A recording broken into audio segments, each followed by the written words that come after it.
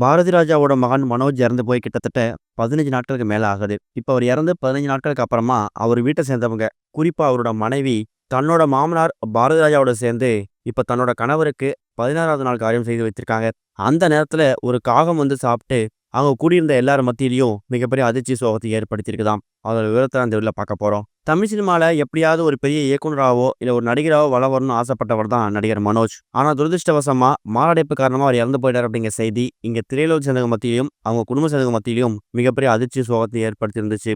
அவர் இறந்து போனதுக்கு அப்புறம் அவர் தான் குடும்பத்து மேலையும் சினிமா மேலையும் குறிப்பா தான் அப்பா மேலையும் எந்த அளவுக்கு அன்பு மரியாதை வச்சிருக்காரு அப்படிங்கிறத இப்ப அவங்க குடும்பத்தை சேர்ந்தவங்களும் அவங்க உறவினரும் தெரிவிக்க ஆரம்பிச்சிருக்காங்க.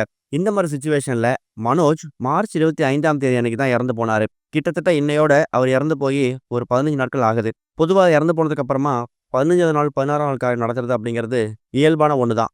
அப்படிதான் தன்னோட கணவருக்கும் அதே மாதிரி பாரதி ராஜா தன்னோட பையனுக்கும் 16வது நாள் காரியம் நடத்திருக்காங்க. அந்த நேரத்துல அவருக்கு பிடிச்ச விஷயங்கள்லாம் செஞ்சு வச்சு படைச்சு அதை காகத்துக்கு சாதமாகவும் வச்சிருக்காங்க.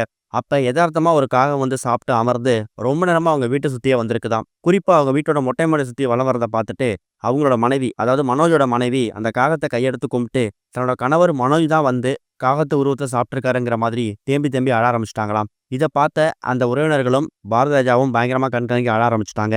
பாரதி ராஜா பொறுத்த வரைக்கும் அவருக்கு வந்து சாப்பாடுனா ரொம்ப பிடிக்குமா. அதுலயும் அவரோட சித்தப்பா ஜெயராஜ் என்ன பண்ணிருக்காருன்னா, இவர் வந்து ஜங்க் ஃபுட் தான் அதிகமா சாப்பிடுவாராம். ஃபுட் கண்ட்ரோல் அப்படிங்கிறது மனோஜ் கிட்ட இருக்கவே இருக்காதாம். எந்த நேரத்துல என்ன ஊர்ல என்ன ஃபுட் கிடைச்சாலும் கொஞ்சம் கூட யோசிக்காம அதை வாங்கி சாப்பிட்டுருவாராம். இவ்வளவு ஏன், அவர் இறக்க போறதுக்கு அந்த 2 மணி நேரத்துக்கு முன்னாடி கூட மதியம் நல்லா சாப்பிட்டுட்டு அதுக்கப்புறமா ஈவினிங் கொஞ்சமா பப்பாளி பழம் ஸ்நாக்ஸா சாப்பிட்டு டீ குடிச்சிட்டு தான் உட்காந்துருக்காரு.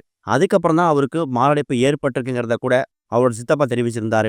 அந்த அளவுக்கு சாப்பாடுக்கு முக்கியத்துவம் கொடுக்கக்கூடிய மனோஜ் இப்ப அவரோட 16ஆம் நாள் காரியத்துல காகத்து உருவத்தில் தான் வந்து சாப்பிட்டுருக்காருங்கிற மாதிரி தான் அவரோட மனைவியும் பாரதி ராஜாவும் அவங்க குடும்பம் சேர்ந்தவங்க இப்ப நம்ப ஆரம்பிச்சிருக்காங்க.